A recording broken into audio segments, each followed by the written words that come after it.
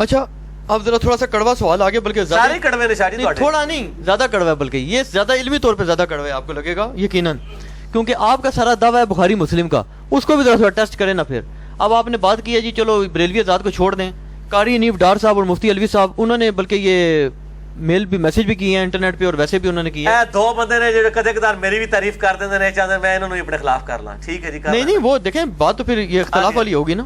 انہوں نے کہا جی کہ بخاری مسلم کی کئی ایسی حدیث ہیں جو کہ جتنے گستاخانے رسول دنیا میں گزرے ہیں وہ سارے انہی کو کوٹ کری جا رہے ہیں. قاری انیف ڈار صاحب نے کہا جی میں نہیں مانتا ان کو، سندھوں کی چھوڑ دو میں نہیں مانتا. جیسے آپ نے کہا طریف علی، ان کا آپ کیوں دفاع کرتے ہیں؟ مثلا یہ جو شیعہ رافضی بھی کرتے رہتے ہیں کہ وہ حضرت عائشہ السلام اللہ علیہ کا وہ جو غسل والا، اور حضرت اللہ تعالیٰ کی وہ کہتے ہیں جی ایک اس پہ مفتی ساق صاحب بھی غالباً اعتراض کرتے تھے کہ جنوں نہیں بھرے گی تو اللہ پاک اس میں نعوذ باللہ اپنی ٹانگ ڈالے گا، اور حضرت عائشہ کے 9 سال کی عمر میں شادی والا پہلی وہی پہ خودکشی نعوذ باللہ کرنے والی روایت، اور اس کے بعد جناب یہ جو ہے یہ نبی صلی اللہ علیہ وسلم پر جادو، وہ کہتے ہیں اگر نبی صلی اللہ علیہ وسلم پر جادو کا مانتے ہیں تو آپ تو مشرکین مکہ کی طرح نعوذ باللہ گستاخ رسول ہیں، اور بندر کو سنسار کرنا. جناب پورا میرا ایک ویڈیو کلپ ہے، ہزاروں لوگ دیکھ چکے ہیں.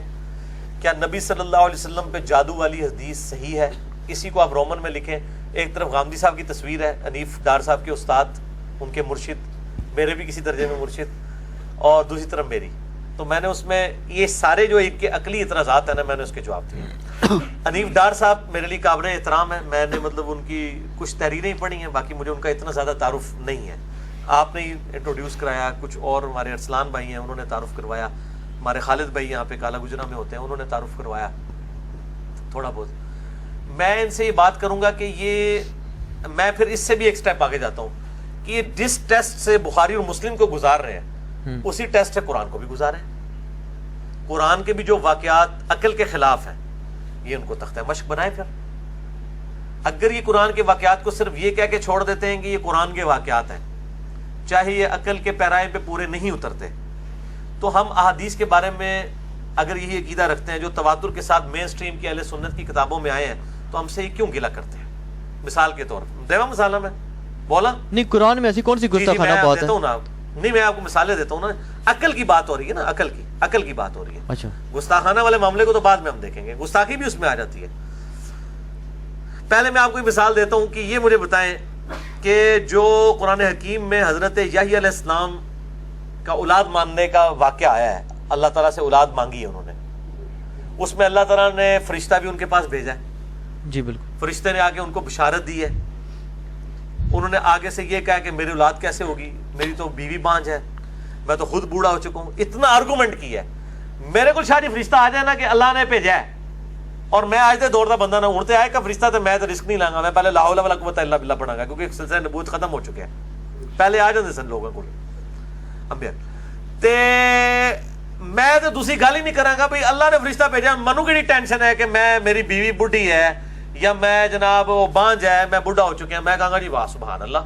اگو آرگومنٹ کرتے ہیں، اگو فرشتہ جواب دیتا ہے کہ اللہ نے تنوں بھی اس ٹائم پیدا کیتا سی جب تو کوئی قابل ذکر شے نہیں تھا. میں کہتا ہوں نبی کا کیا اتنا بھی عقیدہ نہیں ہے کہ اس کے پاس فرشتہ آئے اور پھر وہ آرگومنٹ کرنا شروع کر دے؟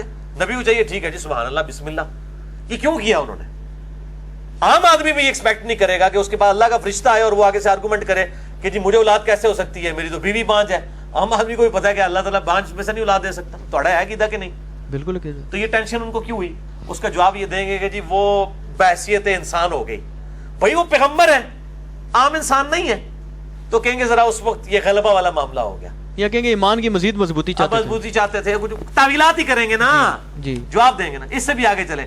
سیدہ مریم کو آ کے فرشتے نے جبرائیل نے بشارت دی ہے اور کہا کہ تجھے اولاد ہونے والی ہے، ہم اس کو نشانی بنانے والے ہیں. پھر اس کے بعد آتا ہے جب وہ حاملہ ہو گئی، پھر کہتی ہیں کاش میں اس دن سے پہلے مر کے مٹی ہو چکی ہوتی. سورہ مریم میں آتا ہے بھئی کیوں مر کے مٹی ہو جاتی؟ تجھے تو فرشتے نے آگے بشارت دی ہے، تجھے تو جشن کرنے چاہیے کہ تیرا بچہ جو ہے وہ پورے جان والوں کے لیے نشانی ماننے والا ہے. الٹا تو حاملہ ہونے کے بعد تو شکر ادا کر کے وہ بچہ واقعی پیدا بھی ہونے والا ہے. اس کی وجہ کہہ رہی مر کے مٹی ہو جاتی، میں اب کیسے منہ دکھاؤں گی؟ بھئی تیرے پیچھے اللہ ہے، فرشتے ہیں بشارت دینے والے. بحیثیت انسان ان سے ہوا نا. یہی واقعہ اگر قرآن کے اندر نہ ہوتا، بخاری مسلم میں ہوتا ہے، ان کا نا دیکھو یار کتنا مذاق اڑا رہے ہیں، اللہ آگے بشارت دے رہا ہے تو مریم نو پھر بھی یقین نہیں آ رہا ہے نا. دیکھو کڈی مریم دی توہین کیتی ہے، کڈی جیڑی زکریا دی توہین کیتی ہے، مذاق اڑاتے ہیں.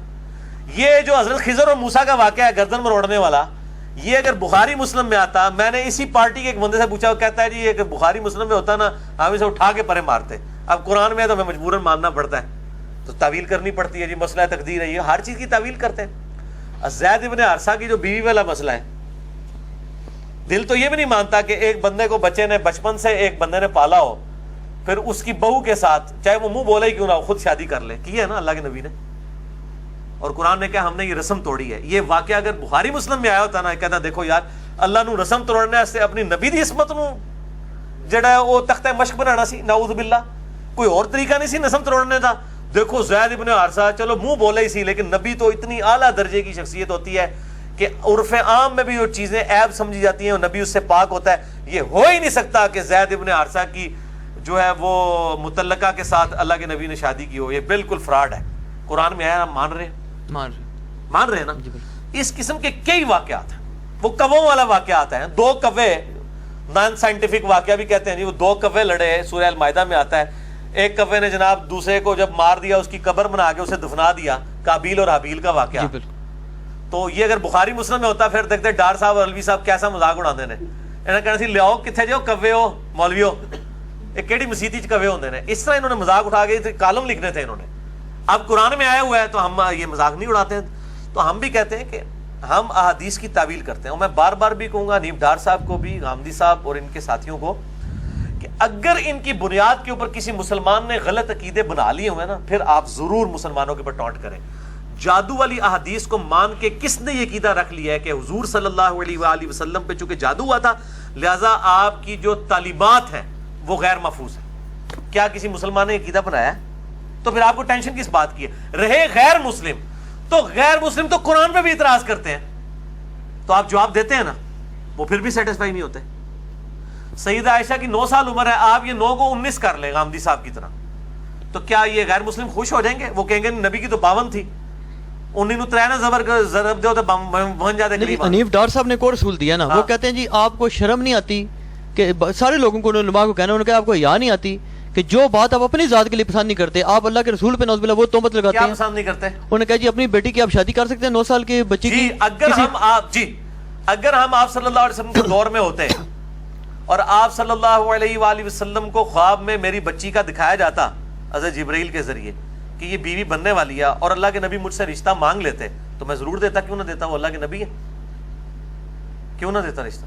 تو وہ کہتے ہیں آج کے جو شیخ الحدیث ہیں ان کو کیوں نہیں دیتے؟ سرکار آج کل تو چھوڑ دیں, حنیف ڈار صاحب سے کہیں کہ آپ اپنے ابو سے پوچھیں کہ ان کی کتنی عمر میں شادی ہوئی تھی, اور آپ کی کتنی عمر میں ہوئی, اور آپ نے اپنے بچے کی کتنی عمر میں کرنی ہے. اسی میں 8 10 سال کا فرق نکل آئے گا. ٹرینڈ چینج ہو رہا ہے. آپ ذرا اپنے دادوں کو دیکھیں نا, ان کی 18 17 سال کی عمر میں شادیاں ہوئی ہیں. یہاں 27 28 سال کی عمر میں 30 سال کی عمر میں شادیاں شروع ہوتی ہیں مردوں کی, بچیوں کی تو چھوڑ دیں. ٹھیک ہے, تو ٹرینڈ تھا اس زمانے کے اندر, ٹرینڈ تھا, اس میں کون سا مسئلہ ہے؟ نہیں, اگر حضرت عائشہ سلام اللہ علیہ کی عمر مبارک جو ہے وہ 19 20 سال ہو جائے تو کوئی مان لے, آپ کو اس میں کیا اعتراض ہے؟ ہمیں کوئی اعتراض نہیں ہے کہ بخاری مسلم کی آپ اندھے مقلد ہوئے ہیں. کہتے ہیں جی آپ مان لیں, اس سے آپ غیر مسلم کو اگر خوش کر سکتے ہیں نا, تو آپ خوش کر کے بتا دیں. وہ نہیں خوش ہوں گے, وہ کہیں گے 19 کی 52 کے ساتھ پھر بھی ایکویشن نہیں بنتی. حنیف ڈار صاحب وہ کہیں 19 میں 30 سال جمع کریں خود سے, پلیز اس کے اندر وہ ایک فیکٹر آف سیفٹی لگا دیں. ہماری انجینئرنگ میں ہوتا ہے فیکٹر آف سیفٹی, ٹھیک ہے, تو اس میں 30 جمع کریں, 49 بنائیں تھوڑی محنت کر کے کسی طریقے سے. 49 کی 52 سال سے ہو جائے نا, پھر ٹھیک ہو جائے گا. 19 سے غیر مسلم نے کوئی نہیں, تو کیا لاب لینا ہے کر کے 19 ایک ایشو ایڈریس ہوئے گا نا, دوسرا ایشو تو پھر اپنی جگہ. اچھا, ایک بات مجھے یاد آ گئی نا, اسی سے سوال بھی چلو کہہ لیں. مفتی اسحاق صاحب سے ایک دفعہ میری بات ہوئی تھی اسی مسئلے میں. انہوں نے کہا جی جس خبیث نے وہ کتاب لکھی تھی نا, جس کو غازی علم الدین شہید رحمۃ اللہ نے قتل کیا تھا خبیث کو, وہ کتاب تو خیر اس نے نہیں لکھی تھی, اس نے کتاب چھاپی تھی. وہ کہتے تھے جی اس کا مقدمہ جب پیش ہوا ہے تو وہاں پر وہ آگے غالباً سکھ جج بیٹھا تھا, اس نے یہی مقدمہ بنایا جو ان کا جو آگے وکیل تھا ان کا خبیثوں کا ہندو تھا یا سکھ تھا. اس نے کہا جی ان کی کتاب کھولو بخاری مسلم, ایک بات اگر اس کے علاوہ اس نے خبیث نے لکھی ہے تو جناب اس کو پھانسی کی سزا جو ہے دے دو. اور کہتے ہیں جناب وہاں پہ مسلمانوں کے وکیل بھی شرمندہ ہو گئے, انہوں نے کہا یار کچھ باتیں ساری. اب آپ نہیں, اس میں ایک آپ کو بھی پکی ہے, آپ کہتے ہیں جی یہ مشاجات صحابہ لکھی ہیں, میں چلو کٹھی کر دی. علماء یہ کہتے ہیں نا, ہم بھی ان کا مذاق کرتے ہیں, آپ بھی کرتے ہیں, کہتے ہیں جی لکھی ہیں تو کٹھی کر دی, تو میں نے کیا جرم کیا؟ اگر یہ ساری اکٹھی کر کے آپ چھاپنے کی جرت رکھتے ہیں, کیا چیز یہ جتنی 12 15 16 20 روایات جو کیوں نہیں اس پہ آپ ایک ریسرچ پیپر لکھنے پہ تیار ہیں؟ بالکل تیار ہیں. آپ ایشو لے کے ہیں کہ ابھی اگر ایشو مسلمانوں میں اٹھا ہے نا, اس کے اوپر مسلمانوں میں کوئی اختلاف اٹھا ہوا ہے کہ آدھے مسلمان یہ کہتے ہیں آدھے یہ کہتے ہیں. میں ضرور اس کے اوپر بات کروں گا, میں ابھی بھی کر رہا ہوں, آپ کر رہے ہیں, میں نے آپ کو خاموش تو نہیں کروایا, میں نے یہ تو نہیں کہا کہ آپ سیدہ عائشہ پہ بات نہ کریں, ہم بات کرنے کے لیے تیار ہیں. ٹاپک تو اس وقت بنے گا نا جب ایک ایشو سامنے آئے گا. اب غیر مسلموں نے کی ہے, پہلی بات یہ کہ بالکل بات غلط ہے کہ ساری زبانی کلامی آپ کی باتیں ہیں کہ جی اس نے وہ جمع کی ہیں. جمع ضرور کرتے ہیں, جمع تو قرآن کی آیات بھی وہ کرتے ہیں. نہیں, یہ مجھے مفتی صاحب نے بتائیں کہ جو یہ سلمان رشدی نے سٹینک ورسز والی کتاب لکھی ہے, اس نے تو قرآن کی آیات بھی کوٹ کی ہیں. ٹھیک ہے جی, احادیث میں قرآن کی آیات کے شان نزول والے واقعات بھی کوٹ کیے ہیں. کیا وہ اصول محدثین پہ ثابت بھی ہیں کہ نہیں؟ بخاری مسلم سے کوئی واقعہ نکل کر کے ایک بندہ اپنی مرضی سے رزلٹ نکال رہا ہے جو اس میں سے نہیں نکل رہا. ایک تو ہے جو اس میں سے رزلٹ نکل رہا ہے, وہ الگ بات ہے. اگر اس میں سے وہ رزلٹ نہیں نکل رہا اور وہ نکال رہا ہے دھونس کے ساتھ کو 2-4 تاریخی روایتیں ایڈ کر کے ضرب تقسیمیں بنا کے, وہ تو قرآن میں زید ابن حارثہ کی بیوی کے ساتھ جو آپ صلی اللہ علیہ وسلم کا نکاح کا مسئلہ ہے, وہ قرآن پاک سے ہی آیات ڈھونڈ کے 7 تاریخی روایتیں لگا کے تو ایک ضرب تقسیمیں لگا کے, جس علی اجبیری صاحب نے بھی صاحب اور سکر کی بحث میں کشف المحجوب میں رزلٹ نکالا ہے. میں آپ سے چیلنجن یہ بات کرتا ہوں کہ کبھی بھی تاریخی جھوٹی روایتوں کو ساتھ جوڑے بغیر بخاری مسلم یا قرآن پاک سے کوئی ایبسولوٹلی ایسا رزلٹ نہیں نکال سکتا کہ جو ہماری عقائد و نظریات کے خلاف ہو. میرا چیلنج ہے کوئی مثال پیش کریں, ایبسولوٹلی کوئی ایگزامپل پیش کریں, ایبسولوٹ. ساتھ جوڑنا پڑے گا لازمی, جوڑے بغیر کوئی رزلٹ نہیں نکلے گا. اب یہ رہا واقعہ صحیح بخاری سے جو پیش کرتے ہیں کہ نبی صلی اللہ علیہ وسلم جب وحی میں ڈیلے ہوا تو خودکشی کے لیے جاتے تھے, یہ روایت ضعیف ہے. نہیں, یہ تو غالباً بخاری میں نہیں ہے. بخاری میں ہے لیکن ضعیف ہے. ضعیف بخاری کیسے ضعیف ہے؟ بخاری کی صرف حدیثیں صحیح ہے نا جی.